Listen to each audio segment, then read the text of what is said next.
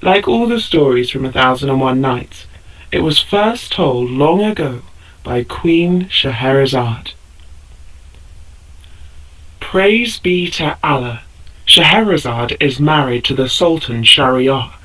He says to her, "My eloquent queen, I love stories about animals. Although they live apart from us, their friendships and fights are like ours in so many ways. There is much wisdom to be had from tales of their world." And Scheherazade replied, "O king, you are right to say that there is much we can learn from the animal kingdom. And one such story comes to my mind. It is a tale of betrayal and trust. It is a story about the wolf and the fox." And the Sultan rested his head on his hand and stretched out on the couch to listen to her story. The wolf and the fox had so much in common that they were like brothers. They both loved to steal and to hunt, but given the choice, they would always prefer to steal. These two strong-pawed bandits of the animal world lived together in one den. But the wolf was far bigger and more powerful than the fox, and he thought himself to be the better of the pair. The fox, though smaller, knew that he was much cleverer than the wolf, and he resented the way that the wolf always acted like he was the big boss. One day, as they sat in the sun outside their cave, the fox said to the wolf, "My friend, you are like a brother to me, so let me give you some kind advice. Mend your ways. Be a bandit no more. Do not steal from the son of Adam again." By the son of Adam, he meant man. The wolf turned his great head to his friend and lifted up one shaggy ear. The fox went on, "I know how you love to creep into man's vineyard, dig up his vines, and eat his grapes. I know how you like to jump into his fields and steal his lambs. I also see how he hates you for this, and how he is planning your destruction. You would be wise to fear him, for he is full of cunning. He knows how to shoot birds down from the sky, how to lift fish from the water, how to burn wood, and how to cut up rocks. Someone that clever is bound to outwit one like you, eventually. So do as I advise. Make peace with the son of Adam, and steal from him no more." The wolf listened, and did not welcome these words, for he felt deep down that the fox was insulting him. Did he mean to hint that he was just a bit stupid? Or, at any rate, he realized that the fox thought himself to be far cleverer than him, and so he lifted up his great paw and punched his friend in the face. The poor animal went rolling over and over and was quite stunned. When he staggered back to his feet, the wolf growled at him. "It is not for you to advise your betters." It took the fox a moment or two to recover himself. When he could manage a smile, he said softly, "Of course, you are right, Brother Wolf. Forgive me. I am full of regret for my sin against you, whom I love more than any other creature in the world." And the wolf looked him up and down, saw that the fox was fittingly afraid of him, and added in a stern voice, "Learn from this lesson. Don't poke your nose into other people's business." The fox bowed his head and said, "To hear your voice is to obey, my brother." "That's more like it," said the wolf. "At least those were wise words said in the right place." "Oh, yes," said the fox, more humbly than ever. "As the poet once said, the blow of a teacher is at first hurtful, but in the end it is sweeter than honey." And from that time on, he was always careful to show the wolf the greatest respect and to flatter him whenever possible. But inwardly, he hated the tyrant and was looking for the chance to take his revenge. The months passed, and the wolf forgot all about the incident, but the fox did not. One day, he was skulking along the wall of the vineyard, looking for a way to sneak in and steal some grapes, when he found a hole large enough for a fox, even for a wolf. At first, he was delighted, and then he thought to himself, "This is too good to be true. I think the son of Adam is plotting something here." And he stretched through the hole and gently tapped the ground on the other side with his paw. It was just as he thought. The man had laid sticks and leaves across a deep pit. It was a trap to catch a thief. "Praised be Allah, I have found this cunning trap," said the fox happily. "And may my enemy the wolf fall straight into it." And he ran back to the den with a spring in his step. "Good news," he said, as the wolf was just shaking off his sleep. "I have found an easy way into the vineyard. You can sneak in and fill your belly with man's juicy grapes. The ripe fruit is shining on the vines, ready for you to eat."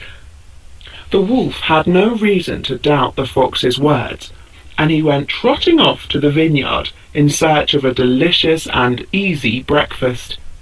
He found the hole in the wall, just where the fox had told him to look, and he easily crawled through it. But on the other side, he fell through the sticks and leaves and tumbled straight down into the trap.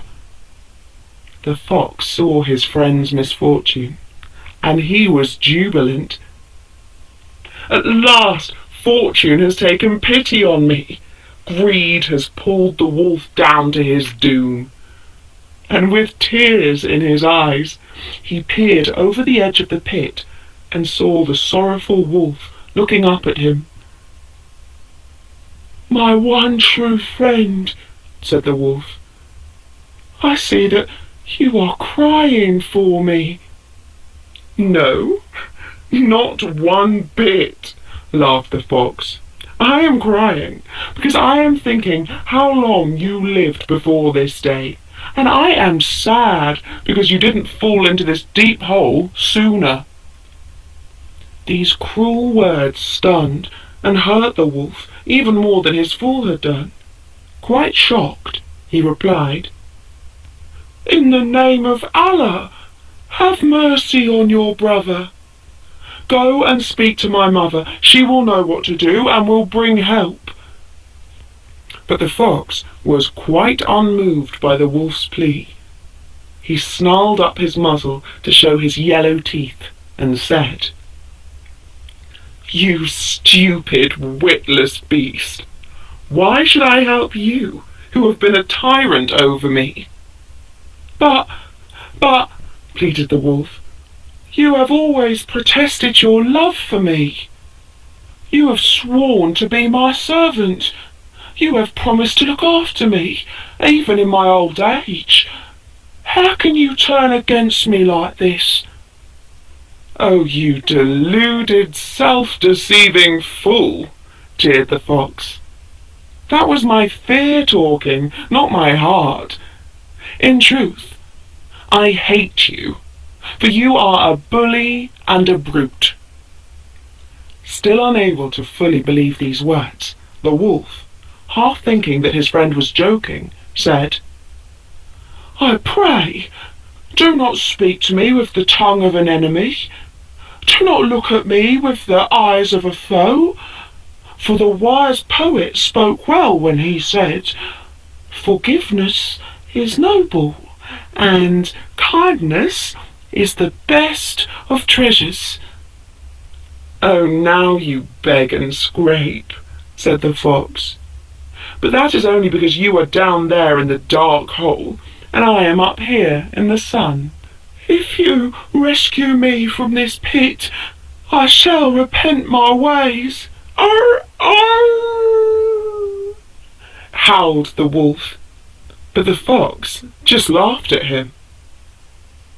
And at last the wolf realized that his former friend truly did hate him, that there was no hope of him helping, and all was lost.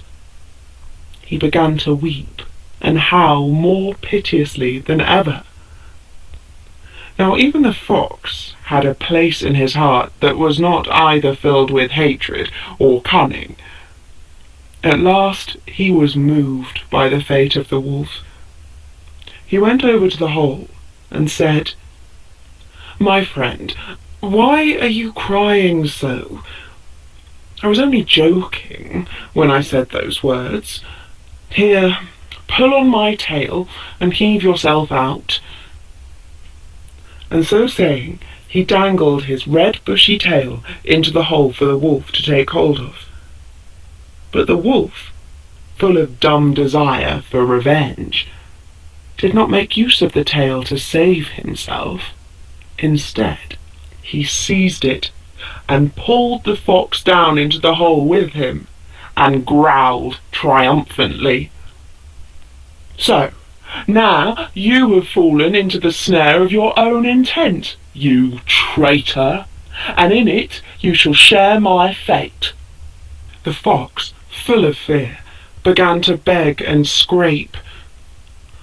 "Oh, brave and powerful master, do not strike me and kill me now, or you will not benefit from my plan, and we shall both die here.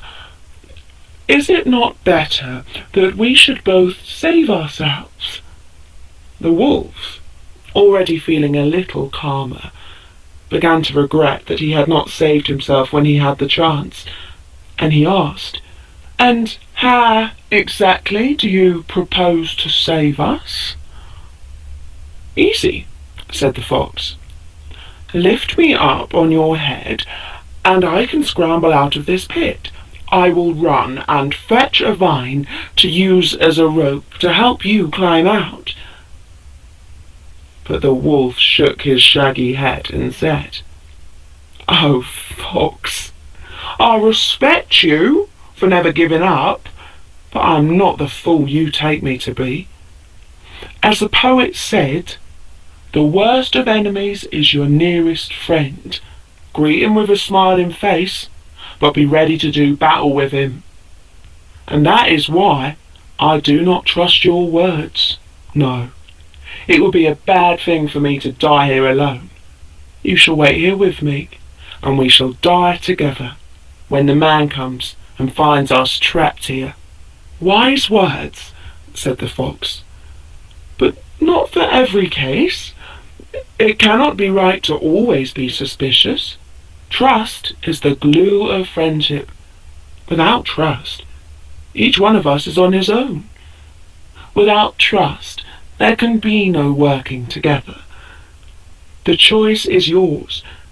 Trust me, or die. What have you to lose? For if you do not trust me, your number's up anyway." Now the wolf, who of course did hope to live, saw that he had little to lose by helping the fox, and he lifted him up on his head. The fox grasped at the edge of the hole with his claws, got a hold of a vine, and scrambled up to the daylight. "Be sure to keep your word," called up the wolf. "Run and fetch that rope and pull me out." cried the fox. "Not a chance. If I help you out, you will take your revenge and kill me." And he ran off up the hill towards the village. There he started to make a great din, so much so that the man came out holding a rake in his hand. He saw the fox and started to chase him. The fox turned and ran, meaning to lead him to the pit where he would find the wolf and kill him. But as he ran, the fox thought, "Is it not sad that we are all alone in this world and can trust no one?" And when he reached the pit, he dangled his tail down into the hole once again and said, "Wolf, quick, pull yourself out by my tail. If you drag me down into the pit once again, we are both dead, because the man is no more than a minute away. Be wise. See that we are joined together by our common enemy. Either we live or die together." And the wolf, seeing that he had but one chance to live, pulled himself out by the fox's tail and ran for the woods. The fox ran too, but in a different direction, because he did not wish to debate trust and suspicion with the wolf again. There was too much danger in that discussion.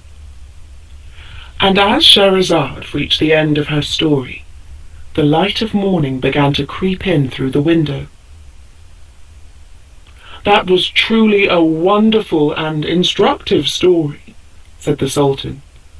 "How right I was when I said that we have much to learn from stories of the animals."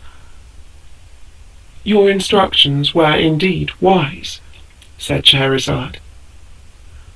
"And if you shall spare my life today, tomorrow night I will tell you another tale, even more wonderful." And the Sultan, who delighted in her stories, could hardly wait for the next of the 1,001 Nights.